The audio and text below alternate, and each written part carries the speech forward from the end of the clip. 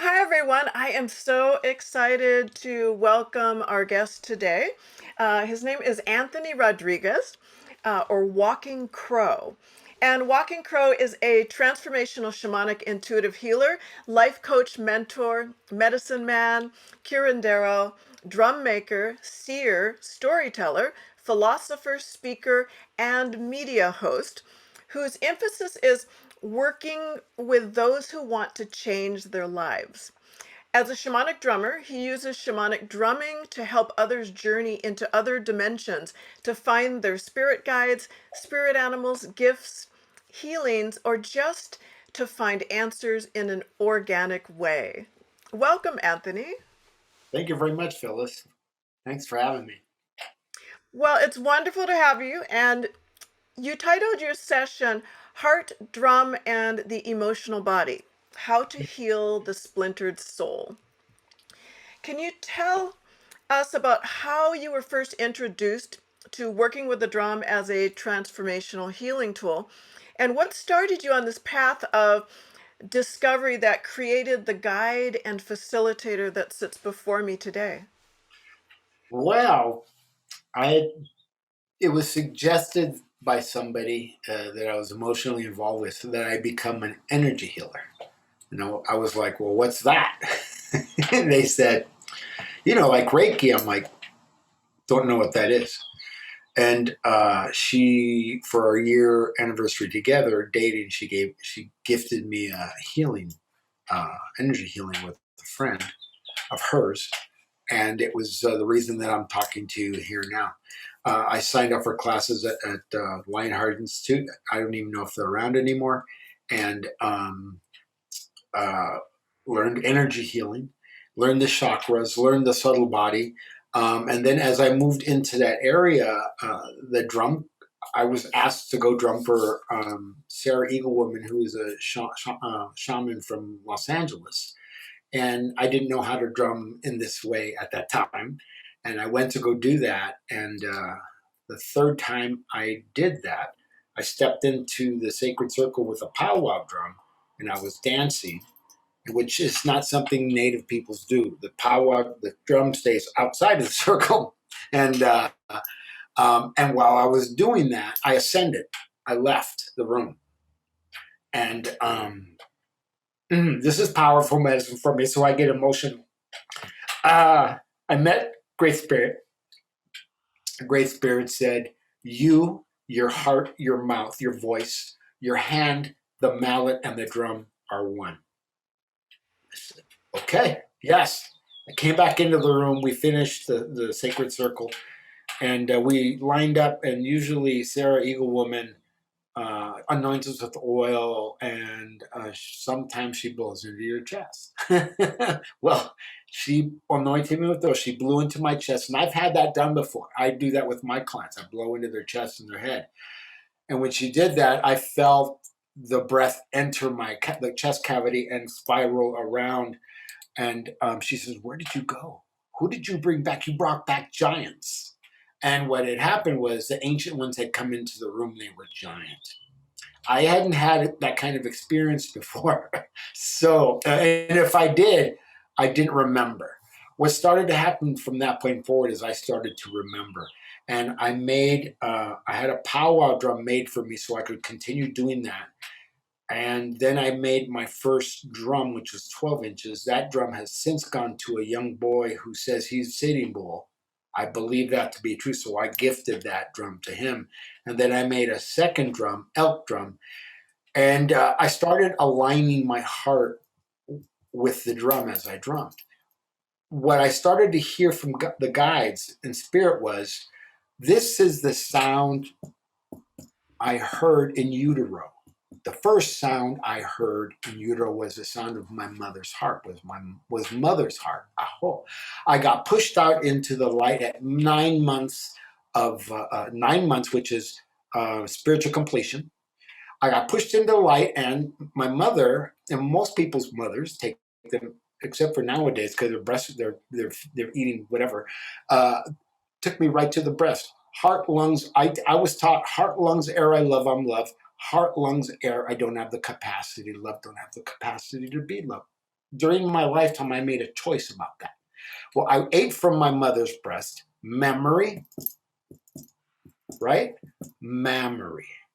This is the place that I was birthed to hear, to be in the heart space my whole life. I go off into my life. I'm doing what I'm doing, and this medicine comes to me about the heart. I live in my duality, by the way, divine feminine, divine masculine. I don't question it. There's things that I teach that I don't understand where they came from, but I understand. I used the word remembering before.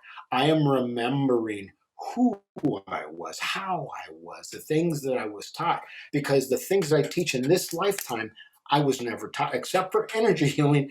I wasn't taught those things. I wasn't taught to play the drum. I wasn't taught to make the drum. I wasn't taught to any of it. So as I went along and was doing my own healing using the drum and understanding the connection of mother, not just mother, mom, but mother earth, Gaia, the Om, Pachamama, and that how important that is. It's what pulses through my veins. I started to heal the little boy.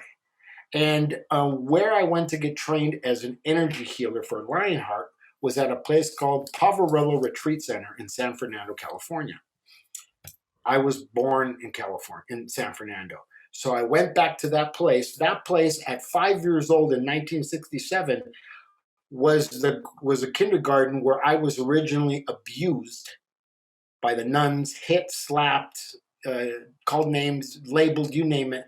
That's where I was abused. That's where Lionheart sent me to the retreat center, now retreat center, to learn how to become an energy healer. So I was fortunate enough to go back to ground zero. So when I did that, I did so much work that I was given a song called I O Nana Owai, I O Nana Owai, I O Nana Owai. I will love you, my child. I will love me, my child. I will love you, my child. I will love me, my child. It's a promissory song to love the inner child. So what I did was I was told to go back and get him because I'm going to back up for a second. There's many people and children do this all the time, right? Uppy, uppy, uppy. They want to be picked up. There are so many people, including me, that weren't picked up as children. We were abandoned or what have you. We have our issues. So I want that my child who was back there at 5 years old still wanted to be picked up. He had been abandoned, left behind by me because he didn't have the tools to come forward. He wasn't given any. I didn't have the full tools to go forward with him. So I was splintered. So with that song, him and I have come together. I went back and picked him up, integrated him, and with the Ho'oponopono, I have become the child, and I have gone from HOLE to WHOLE. We become whole over the years of drumming and understanding the heart medicine. This is where I'm supposed to live. But for most of my 50 years, first 52 years, I lived up in here. I lived in the ethers, angry, pissed off, wanting, hurt, wounded. All of those things happened up here, but you can't live in ether.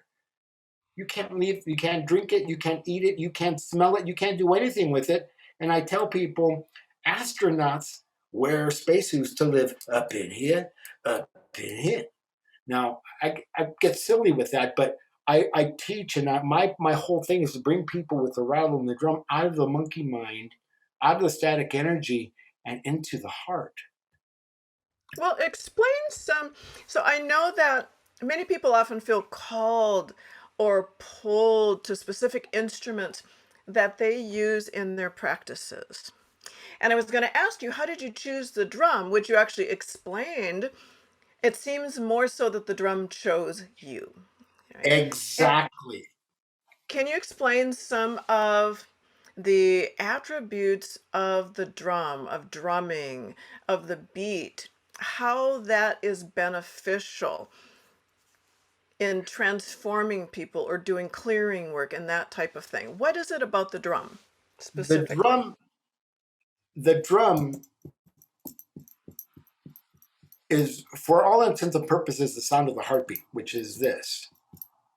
but the beat in general, aligning my heart with my mind, coming out of here, quieting the mind and allowing the heart to work overtime, basically going from this to whenever you're drumming, the heart just automatically engages with the drum. The animal medicine for me is important. This is bear. This is a 20-inch bear medicine drum. I started with a 12-inch deer. Now all the drums have medicines for me, animal medicines. That 12-inch deer, that is for me the Kuan Yin medicine, the compassionate voice, bravery. Those are for me, that's the medicine of deer. And I didn't know how to have a compassionate voice. I didn't know how to have a compassionate heart. I had to learn that. So that was my first introduction. Actually, my first introduction was cow in the powwow drum, but that's not what I played normally. And then the second one was elk medicine. It was a 15-inch drum, which was actually, I still have. And elk medicine is the long journey. Are you willing? Are you ready for the long distance journey that you're about to go on? Are you ready to go through any obstacle necessary to go through? So as I moved into different instruments, and people would buy my drum, and I'd have to get another drum. The third drum I got, because that elk went away, buffalo came into my life. And this was how I learned to understand the medicine wheel and the animal medicines, going from drum to drum and learning, listening to my elders, listening to the guides, listening to what wisdom had to say to me from the north. Oh, I used the medicine wheel as well. So it's about aligning and about getting quiet enough up here. It's not to listen here, right? That's funny, those words, listen, hear, Herehear, but to listen here. This is the place that I listen from. Well, and so what you're saying as well, it's not just the beat of the drum and how the musicality or how you're playing the drum. It's also how the drum is made, the style of drum, and the type of head or leather that is utilized on the Yeah. drum. Because you have all of the more shamanic aspects of it when you're talking about whether it's, deer or cow or buffalo or bear or what have you. You still have kind of that power animal totem thing going Yes. on that's also that the archetype for the drum as well. So there's a personalized birthing process that you facilitate for people in your transformational sacred drum medicine. Yeah. First, can you share with us, one, how you learned to make the drums and the specific medicine you work with in creating those? And then what is the process that you guide people through in the birthing of their own drum? This sounds really powerful to me. And the types of life transformations that your clients have experienced. Well, first of all, the drum, you talk about the drum choosing me. When people come and they have in mind, and it's not even mind, this is brain, mind is out here. They have in mind they're going to come and choose a drum, buy a drum. This isn't a store. This is my home. This is the Transformational Sacred Drum Medicine Studios. This is Walking Crow. You walk in here and you know you're someplace. You feel the energies of all the animals in the room, in the home here. Um, so when they come, they don't just pick a drum, or they used to. They don't do that anymore. And they would pick drum, drum, drum. They would pick up the 12 drums. They would be on the floor and they go through the drums till they got to the one that was calling to them. Now they come here and they actually get soul retrieval. They get mentored, and I read them and they get soul retrieval. They go to ground zero. Once we get to ground zero of where their splintered self, uh, they were splintered um, for the first time, we go back there. We bring the child forward, and integrate with the adult with the Ho'oponopono. I'm sorry, forgive me, thank you, I love you, over and over and over again. Repetition, right? Over and repetition is important with regards to how I got here. So they come and then they go to the wall and the medicine chooses them, which is even more powerful than just walking in the door and being here for 2 or 3 hours. And they literally have to have 2 or 3 hours to be in here with me. It's not like you go to the checkout. No. And then there's a ceremony that takes place before they even go out the door, after the exchange of monies and drum and medicine.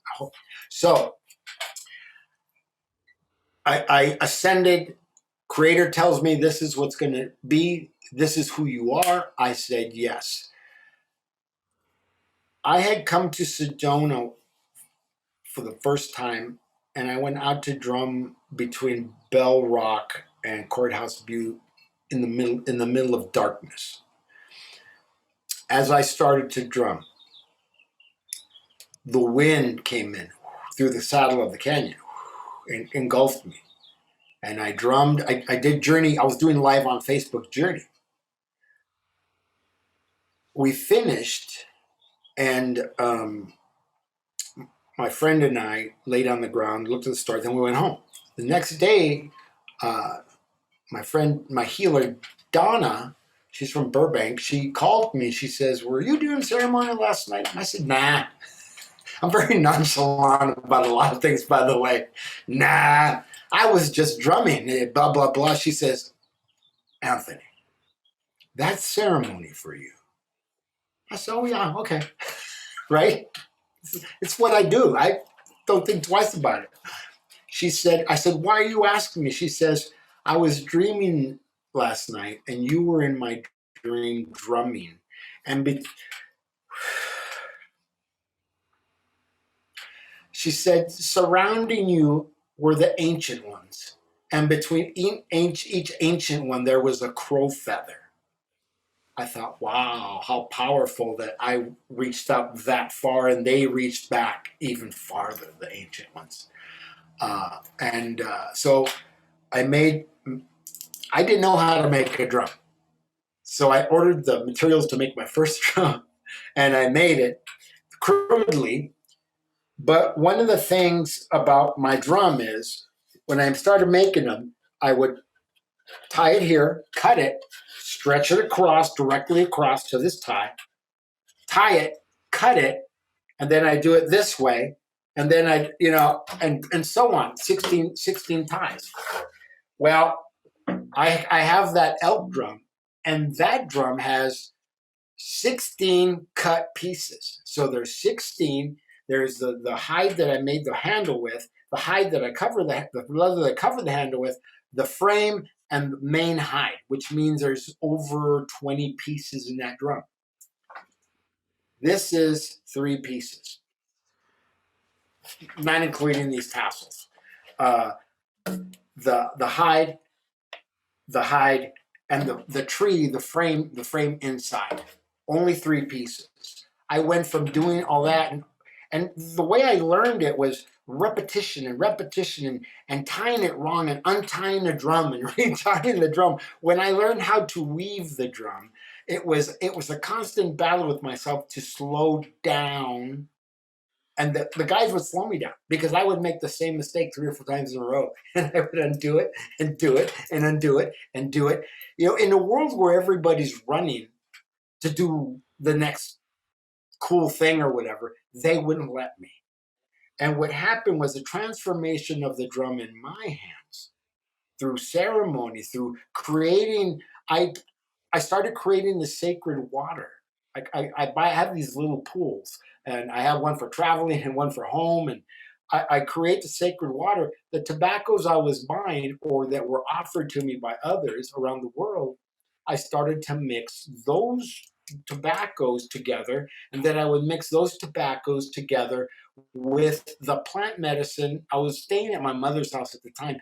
In my mother's yard, roses, mint, pine, 2-color, rabbit tobacco, lavender, you name it. Anything I could get went into that sacred water. And what I would do is, nobody taught me this. So at sundown on Friday, or whenever I was going to make drums, at sundown, I would go out and smoke the pipe. I would smudge everything, all the materials. I would smudge myself, and then I would smoke the pipe, cover myself in tobacco. I would blow smoke through the frame, the grandmother, what I call the frame the grandmother, both sides, around, through both sides. And then I would take the hide, blow, do the same thing, and then at sunset I would sing songs and slip the hide into the water, the sacred water. And then I would put the ties into the sacred water. And then I would get on my knees and I would smudge the water and I would blow tobacco over the top of the water. In the morning, I'd come out at sunrise. I would come out, I would eat something, drink coffee because I was about to smoke tobacco again. I would smoke the pipe, I would smudge the water, smudge the table, smudge the whole punch, smudge everything on the table that was on the table, smudge with the smoke, open the portal for everything, and then blow tobacco over the water. And then I would remove the hide out of the water. I would smudge that both sides. Again, it was repetitive. Take with a pipe, smoke the everything, and then I would work on it, punch the holes, and that prepare it to be tied to the frame. A lot of process, a lot of repetition, but I believe in repetition. In Alcoholics Anonymous, I've been sober a long time, and a long time ago I would go to AA, and this gentleman who had 44 years was significant. That's 8. That's the power, a spiritual power. He said, if you augment your story, you're lying, which meant don't add to your story. Tell your story about what happened and how you got here.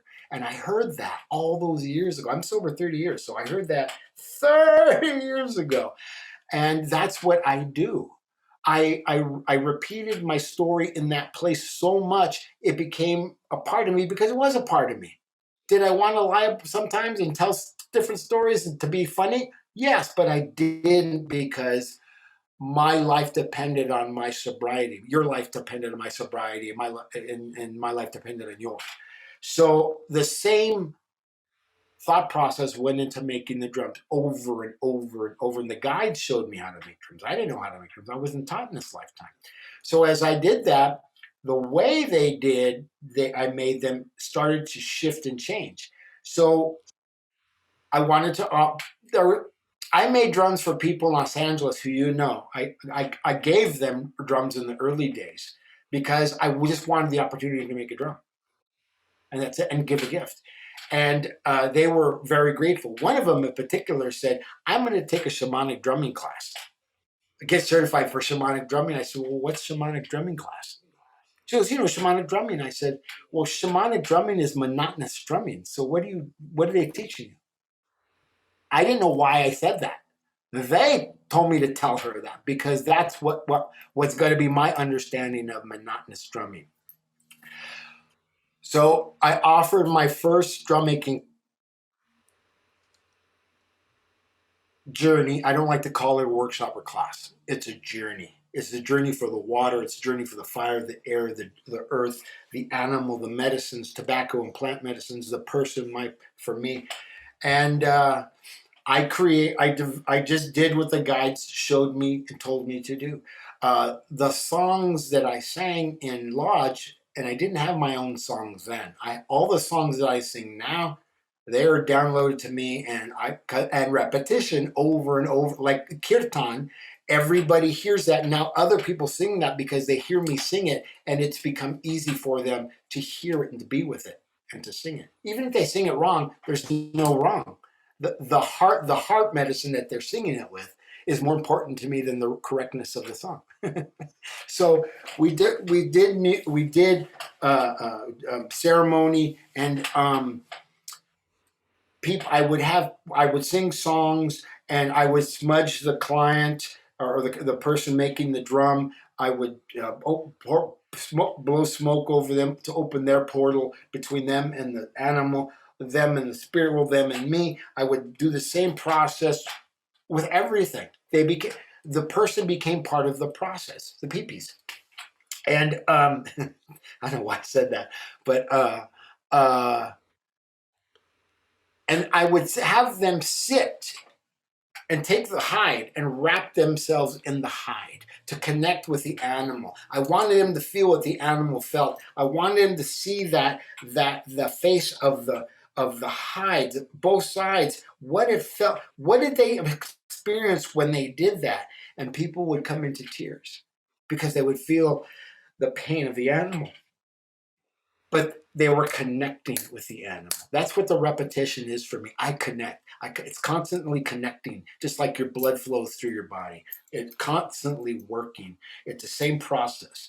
And they started doing that. Then I would have them wear the frame, and I would sing a different song. I would sing a song for each thing, and they would wear the frame, and they would connect with the tree, the grandmother tree, Aho.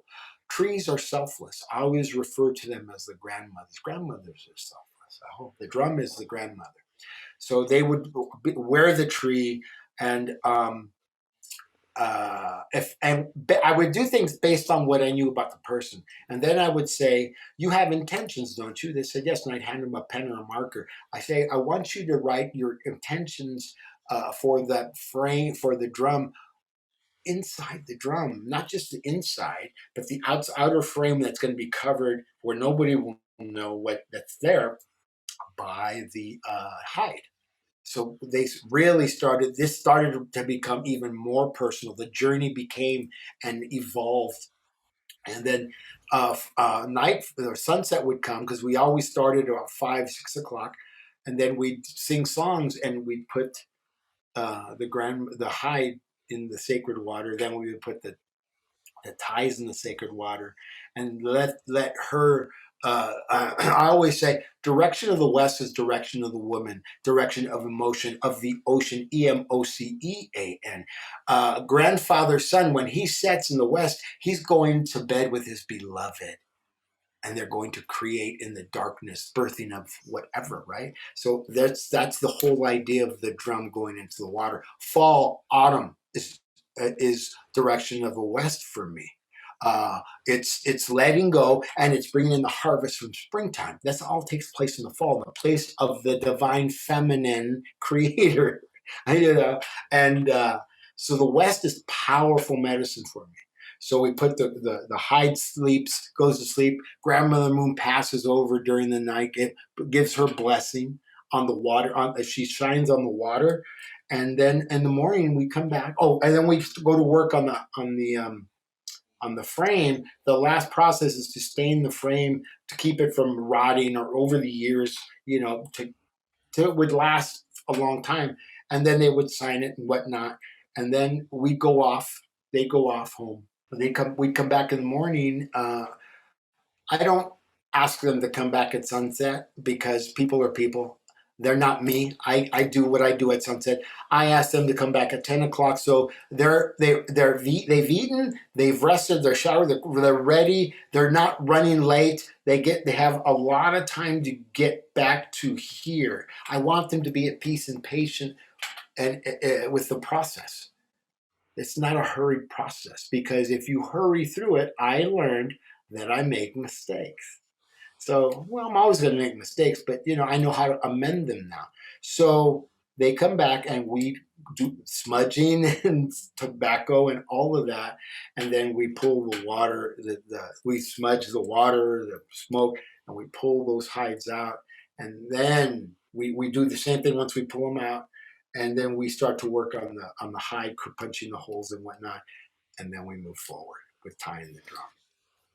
So at some point then, you you obviously knew that you were tapping into a very deep and powerful level of healing and transformation. Oh yeah. And I can hear your emotion when you talk about, really just birthing and holding just your own drum and your own self-discovery and your own experience with creating the drums and drumming and so forth. So, what are some of the transformations that your clients have received of going through this process and birthing a drum of their own? with the males, and I call it birthing. Like, I don't call it making. I call it birthing because that's what we're rebirthing. We're bringing the elements together that are seemingly dead, and we're giving them new life and new vibration. Ow. Men don't understand that. You have children. Do you have children? Okay, you have children. At You one, know, yeah. right? You know what it's like to hold that child inside you. You're the channel. You're the canal. Those are just the same words spelled differently. Channel, canal. They came through you. You understand what the completion at 9 months meant, spiritual completion, and that child was whole and ready and true. Men don't know that. So when men come, they have this experience. When they hold that hide is slimy and slippery. The ties hang into the water like the umbilical cord. In fact, I call the ties the umbilical cord. I want them to be as close, and they never will be, to your experience. They won't. But I want them to have an inkling of what it's like to create, because they are seed, right? And you are gestation. And just the tiniest bit of understanding is important to me, because they can go home and be with their partner in a completely different way and look at her and say, wow, wow, I I could have missed this. This is important. I've been married 3 times. I have no children. None. But when I look at children, I'm just like amazed. I'm a child. I choose to be childlike and not childish like I was. I was a childish man, and I was part of the problem with the divine feminine for a long time. I don't want to be that problem. I want to be more than that. So I want to be part of the birthing process, the giving process, the creating process, not just for my divine feminine, but for me. I want to give to me. I live in duality. So as the women, watching them in this process, because when we weave the drum, the weave starts goes underneath from the inside out. We are not birthed from the outside in. So every time we weave, we come under, go across, go under, under. I refer to the tie. Cut it, and we cut a penis, we give it a bris, right? A circumcision, if you will. We cut it. I create a slit just below it. And then on the other end, I create a slow, and I call the vagina, the yoni, right? Once we get to the end, the penis is going into the yoni and out and weaving back and forth. We're birthing. This is becoming. So this experience is physical, and that's just not spiritual, but it's physical. And I want each person making them to understand the birthing process. We'll never understand your birthing process fully, because I would never assume. Never. But in this way, and then we get to the center point, and I show them how to center the drum, and the point of the penis goes into the other end of the tie through the yoni, right? And its completion, and then we tie it. And by the way, there are no knots in any of my drums anymore. It's infinite. So when we tie the handle, we wind the tie 4 times for the 4 directions. We create the way of the 4 directions, 4 directions, 4 directions, 4 directions. 1, 2, 3, 4 directions. Everything is about the 4 directions for me: the north, the south, the east, and the west. Oh, those are my medicines. So the experience is it's pretty deep. It's pretty deep. You had mentioned emotions, right? Bit about listening and paying attention to the body and how it reacts to emotion. You also mentioned about the breath. And I'm going to add in about the distractions.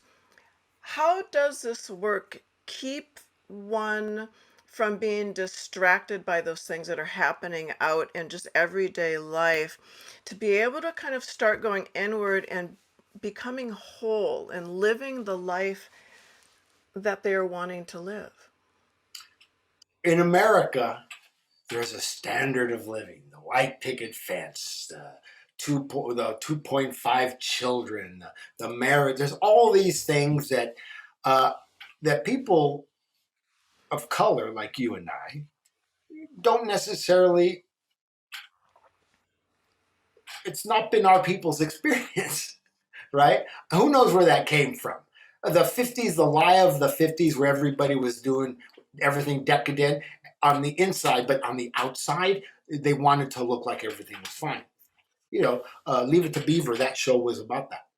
Uh, um, uh,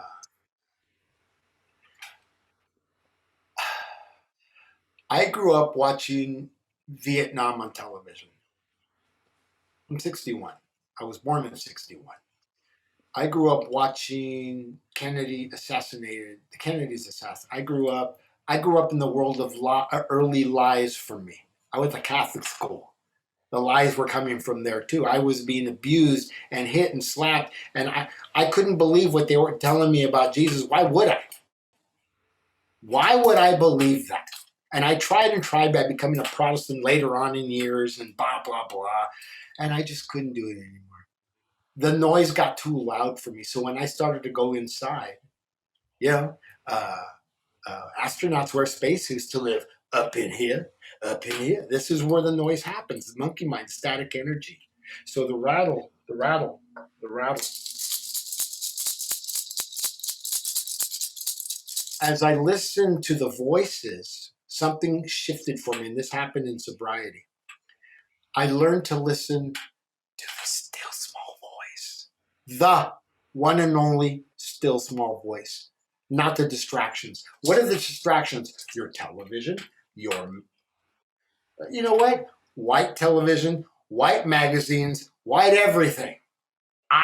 Why is this speaking to me? And I was distracted, and I spent a lifetime trying to reach to be that, keep up with the Joneses. I wasn't the Joneses.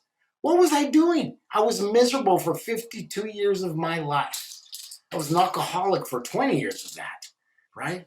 So I know some people don't want to hear that, but them's the facts. We know. I saw people get shot on TV. I witnessed 9/11. I witnessed all those distractions where people were the loop, the loop, the loop, the loop, the loop, right? What did I say about repetition? Now everybody walks around the United States talking about COVID, the Ukraine, they just rang a bell in D.C. at the cathedral, Washington Cathedral, or Washington, whatever it's called, all day long for the millions of people that died of COVID. Really? How many times are we going to do that year in and year out and be programmed to stand still for that? No. They killed my people for 500 years on this continent. And I had to learn to stop and be still and listen to the voice of spirit. Listen to the voice of little Anthony, who was crying 50 years back to be picked up and come forward. I had to stop listening to the noise. I haven't owned a TV in 20 years. I don't watch television. I couldn't tell you what's going on in the world because I don't care. Because you know where my world is? Right here, right now, where I'm talking to you. Somebody may Well, need me later. You hear. when And you're talking, when you're talking then about going inward and listening to that small still voice and really recognizing who you truly are and not listening to everything that's kind of happening out in the world, those things that are serving as a distraction. That's really then what you're doing, you're assisting people with in your work, working with the drum to bring them back into that space. And I'll say, even of that space of really understanding and acknowledging one's own divinity. So then I think this would be a wonderful time for you to share some form of experience with us so we can feel that, so we can experience a little bit of that and what it is and how it is that the drum can be of service to us. What is it that you wanted to share with us today? I have a limitless songs that I get downloaded to me. And by the way, my divinity is also creativity, right? I wasn't taught to make these things. This is what I call a mallet. It's a mallet on one end, and it's a turtle rattle on the other end. And you can't usually rattle and drum at the same time. But with this that I've made, and I've sold a bunch of these since I made them, you can do both. So you can feel into those worlds. And this is all organic. This is corn inside here. There's not rocks or metal or BBs or what.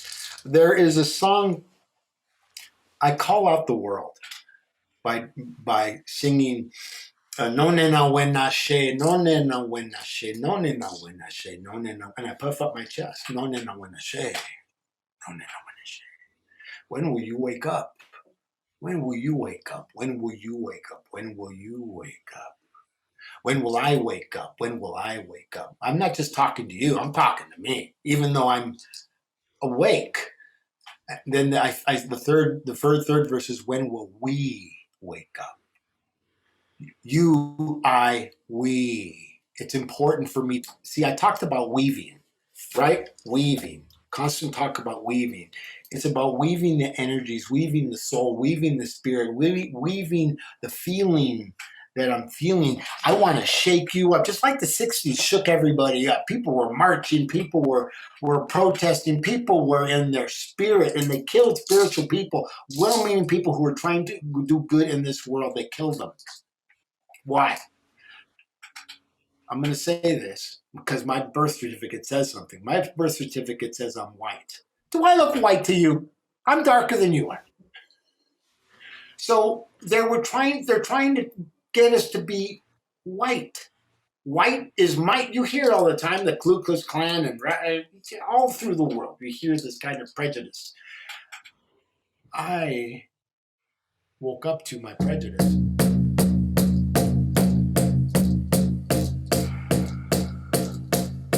No, nena, when I say. No, nena, when I say. No, nena, when I say. No, nena, when I say.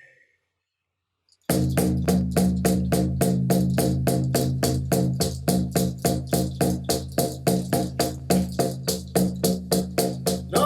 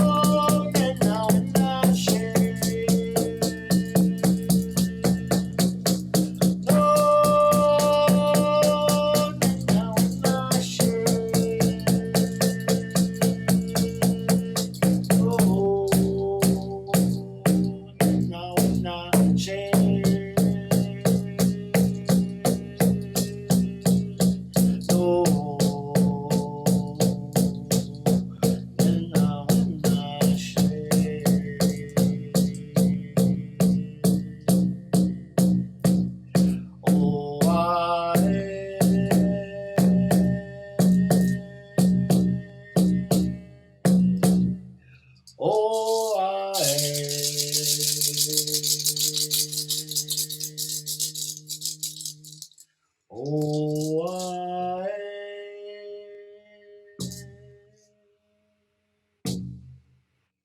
Oh, I.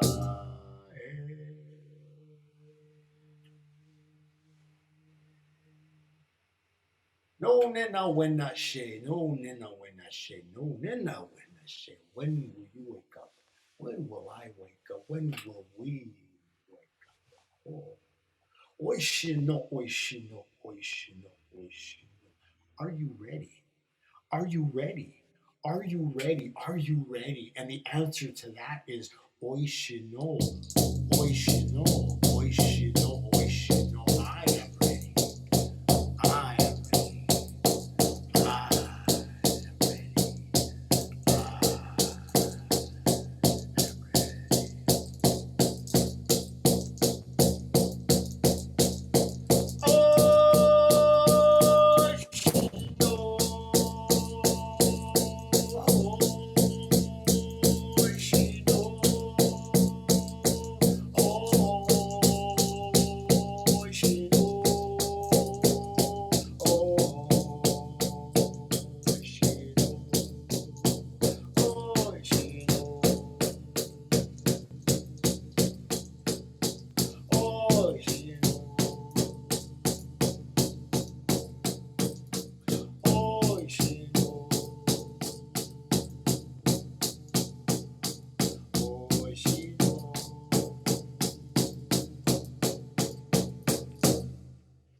Oishino, oishino, shino, oishino, oishino, shino, oishino, oishino, shino, oishino, oishino, she, oishino, oishino, shino, oishino, oishino, shino, oishino, oishino, shino, oishino, oishino, she.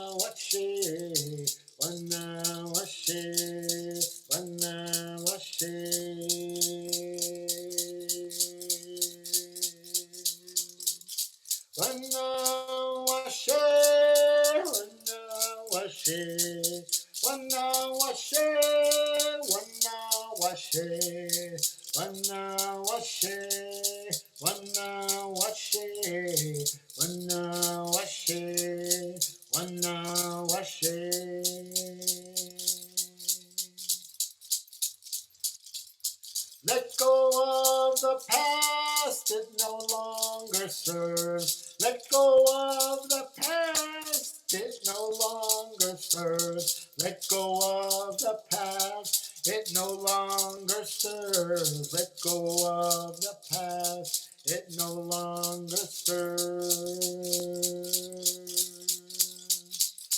Let go of the past, it no longer serves. Let go of the past, it no longer serves. It no longer serves. It no longer serves. It no longer serves. It no longer serves.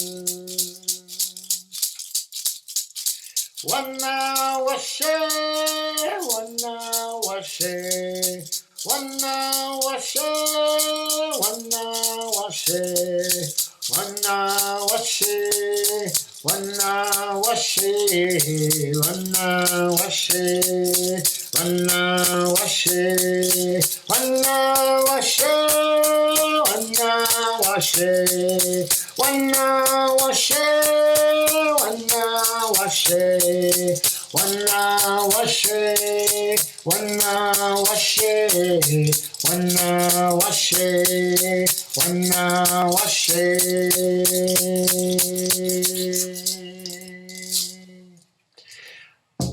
wana washe. Wana washe, wana washe, wana washe, wana washe, wana washe, wana washe, wana washe, wana washe. Shenako tekane o nekate shnikenao. Aho shinawana honata. Aho shinawana. Hey, thank you, Great Spirit. Thank you, Great Mother. Thank you, power and the guidance of the medicine wheel in the four directions. Aho mitakweyasi in all our relations. All our relations. All our relations. I repeat, Aho shinawana he, and I say thank you, brothers and sisters. Thank you, brothers and sisters. Thank you. Oh.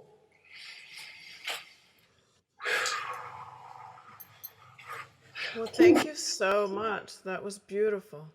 Thank you.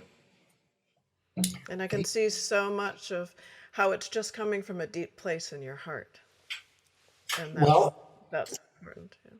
there's a song I sing all about the heart. There's a song I was singing it today and now I can't remember it. Um, uh, live in your heart, be in your heart, be in your heart. I just asked you, right? The repetition, it's like the kirtan over and over and of the names of the deities.